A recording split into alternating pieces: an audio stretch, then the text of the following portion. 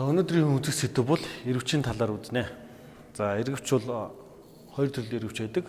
Хөдлөх болон үл хөдлөх эргэвч гэж байдаг. За ерөнхийдөө энэ таацтай ч юм уу ямар нэг юмтай бэхлэгдсэн байрандаа эргэлдэх хөдөлгөөн хийдэг энэ эргэвчийг бол үл хөдлөх эргэвч гэж нэрлэдэг. Нөгөөх нь болохоор ачаатайгаа цуг хамтдаа хөдлөх эргэвч нэрлэдэг. За ерөнхийдөө бидний механикийн системд болохоор энэ эргэвчийг бол маш түгээмэл хэрэглэдэг учраас энэ эргэвчийн талаар судлах гэж байна. За тэгэхээр одоо бидний эхний ээлжинд яах вэ гэхээр энэ эргэвчийн массыг маш бага буюу бараг тооцооргүй гэж үзнэ. За тэгээд хөшөө ахлах анги руу ороод ирэнгүү татуу бие эргэлдэх хөдөлгөөнөөр энэ дискийг масстай гэж бодоод инерцийн моментыг тооцдог.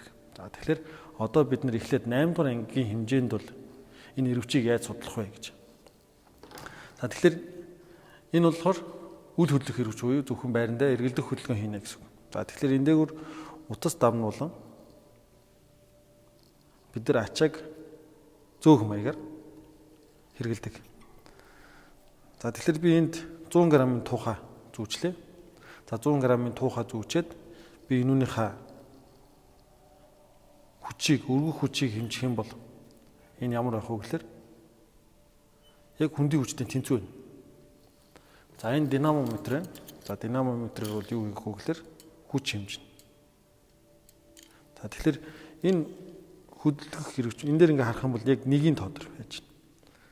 Үл хөдлөх хэрэгч маань бол яадаг вэ гэхээр зөвхөн хүчний чиглэлийг өөрчилдөг. Нэгсний энэ биетийг би дээш нь өргөхийн тулд яах вэ гэхээр ийш шин чиглэлтэйгээр өргөж болно. За тогтмол хурдтай өргөх юм бол энэ хэмжээ бол өөрчлөгдөхгүй. Бүр тэнцвэртэй байна гэсэн үг. За ингээд харах юм бол бас яг 1 ньютон гэдэг энэ заалт ерөөсөө өөрчлөгдөхгүй байна гэсэн үг. Яг энэ дээр л ороод 1 ньютон төр. За тэгэхээр үл хөдлөх хэрэгч бол яадаг вэ гэхээр хүч хожихгүй. Тэгвэл ямар нэгэн байдлаар зам алдахгүй. Тэгвэл зөвхөн хүчний чиглэлийг өөрчилдөг яг дангаараа тохиолдолд. Харин хөдлөх хэрэгч болоо явуул яах вэ гэж. За хөдлөх хэрэгч гэдэг маань ачаатайгаа нэг систем болоо явчихна. За тэгэхээр ачаатайгаа хамтдаа хөдлөх боломжтой тэр эргэвчийг бол бид нэр хөдлөх хэрэгч гэж нэрлэж байна. За ингээд ачаатайгаа хамтдаа ингээд хөдлөх боломжтой. За тэгвэл энийг яаж дээш нь зөөх вэ гэж. За тэгвэл энийг бид нэр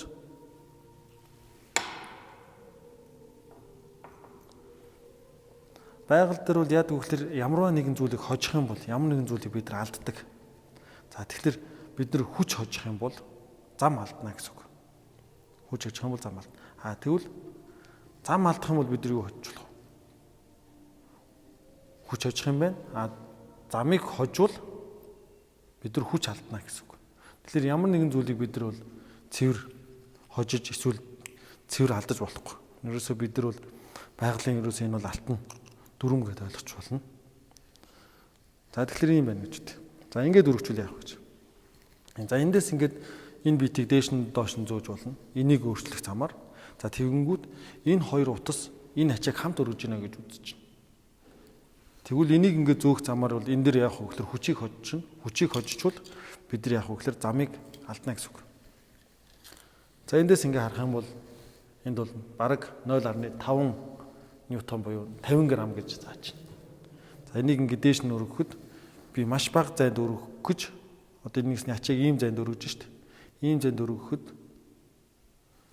яг хөглөр илүү хол зайд бид нар шилжүүлэх болно. За энэ тал дээр. За тэгэхээр энэ эргэвч маань бол юу болох вэ гэхээр хөдлөх эргэвч болно. Ачаатайгаа хамтдаа явчих. Нэгсний нэг цэгээс бэхлэгдэг байна гэсэн үг. За энэ бол хөдлөх эргэвч. За тэгвэл энэний талаар хэдүүл авч үзье.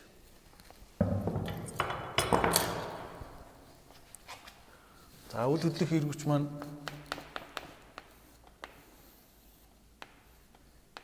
ийм хөлбөр байна гэсэн үг. За тэгэхээр энэ доошогоо EMG гэсэн хүч үйлчлэн. За энд утасны татах хүч T. За энийг тэгээд эндээс нь ингээд татчих гэсэн. За эндээс би ямар нэгэн тест гэсэн утаснаас татчих гэж үү. За нэгсний динамометрийн заалт бол энэ заалт гарч ирнэ. За утсан дээр үйлчлэх хүчнүүд бол юу ах вэ гэхээр ингэж гарч ирнэ. За энд болохоор T2 стрик гэж. T стрик энд T. За энэ эргэвч хэрвээ массгүй гэж тооцох юм бол энэ утсан дээрх байгаа энэ хүчнүүд хоорондоо тэнцүү. За энэ бол эргэвчийг өргөж байгаа хүч болчихно. За энд бол ямар нэгэн Т одтой гэж хэлж. За тэгээд энд тааснаас бэхлэгдсэн байгаа ямар нэгэн хүч. За энэ тааснаас бэхлэгдсэн байгаа хүчийг бид нар ямар нэгэн Т гэж за ингэж Т1, Т2, Т3, Т4, Т5 гэх мэтлэр. За тэгвэл яг эрвчэнд үйлчилж байгаа хүч гэх юм бол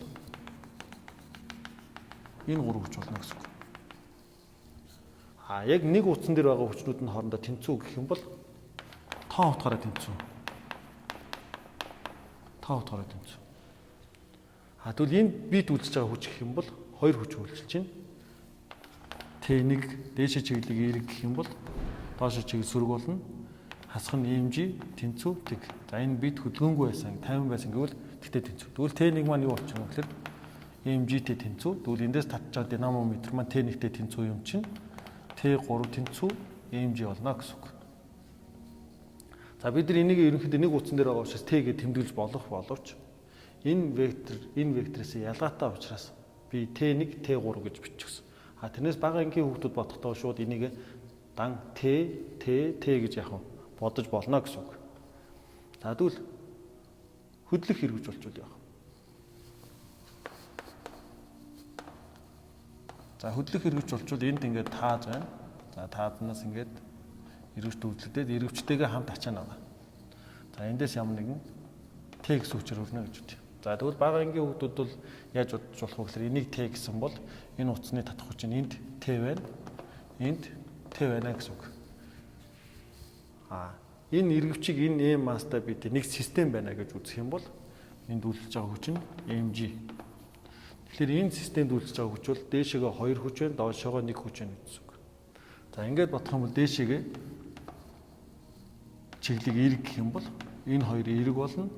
Т дээр нэмэх нь Т, хасах нь mg тэнцүү Т байна гэсэн үг. За эндээс Т тэнцүү 2 Т тэнцүү сөрөг mg буюу Т тэнцүү mg-г хуваах нь 2. За бид нар эндээс яаж гинөө? Хүчийг 2 дахин хожиж байна. Одоо чинь энэ 100 кг масстай ачаа байсан бол би энийг 50 кг масстай ачааг өргөж байгаа юм шигээр өргөж байна гэсэн үг. За тэгвэл энэ дээр бол бид нэг хүч хожих хэмжээгээр ингээд илэрхийлж байна. Тэгвэл замын хэмжээгээр яаж дүрслэх вэ гэж.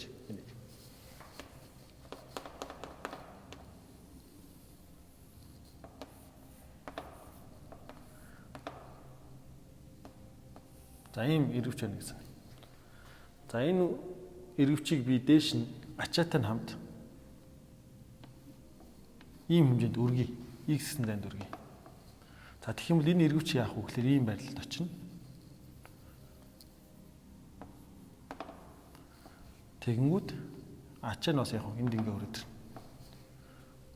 За тэгэхээр яах вэ гэхээр энд байсан утас 2 дээшээгээ хөвгдөж яг үгээр энэ хачаа x гэсэн зайгаар өргөд.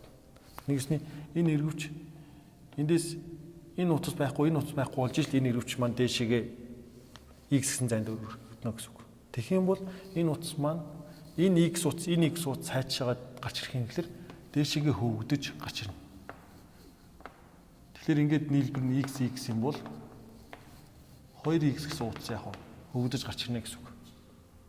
Тэгэхээр энэ эргөвчийг ачаатай нь хамт x гэсэн зайд өргөхөд хоёр талд нь утас байгаа учраас энэ x утас яг дээшээгээ хөвгдөж гарна гэсэн үг. Тэгэхээр 2x гэсэн хэмжээний утсыг бид нар дээш нь өргөжиж энийг x зайд өргөж. Тэгэхээр бид нар юу алдж байна вэ гэхээр ачааг x зайд өргөхөд утсыг 2x зайд өргөж гинэ гэсэн үг. Тэгэхээр биднийнд зам алдчих. Зам алдвал энд юу болох ёстой? Хүч хожих ёстой гэсэн үг. Тэгвэл ийм хүм маягаар бид нар систем болгоод уддаг. Одоо чи 8 дахь ангийн сурагч дээр байдаг. За ингээд хоёр ширхэг үл хөдлөх. За тэгээ хоёр ширхэг хөдлөх хэрэгч байна гэж байна. За эндээс нь ахвалаад ингээ утас байгаа. Тэгээд ингэж ороогоод энийг тойроод дээшээ гарч ирээд тэгээд энэ доошлоод тэгээд энэ дээшлээд энэ бэлэгдсэн. За одоо энэ хоёр эргөвч маань энэ мастай биетээ цугтаа хөдлөнө. Энийг ингээд дээшлэх юм бол ингээд цуг хөдлөх учраас энийг нэг систем гэж төсөөлье.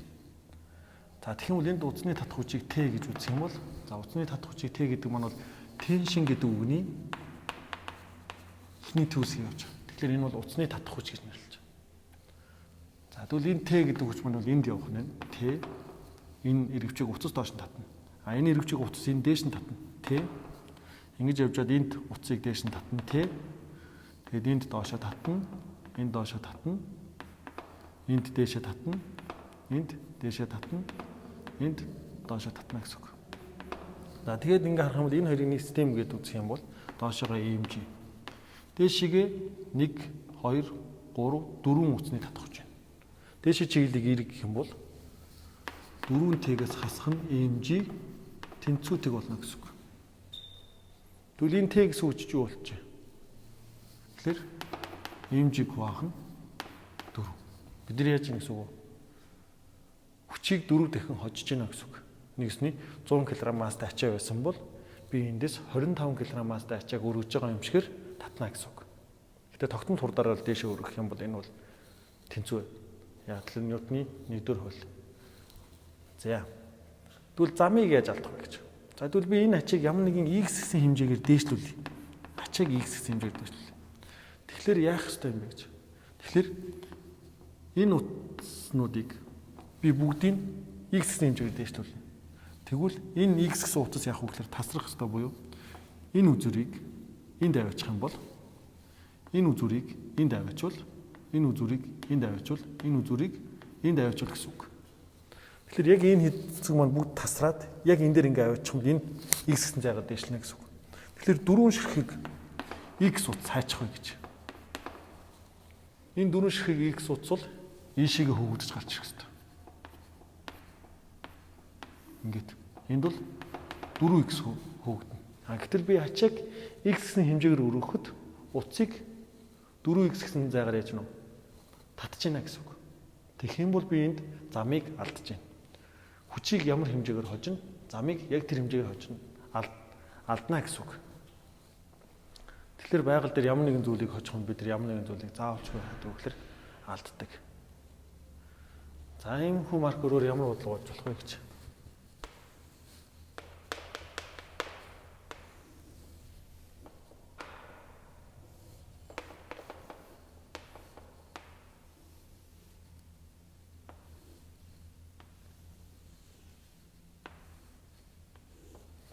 За ийм бодлого нэгжтэй.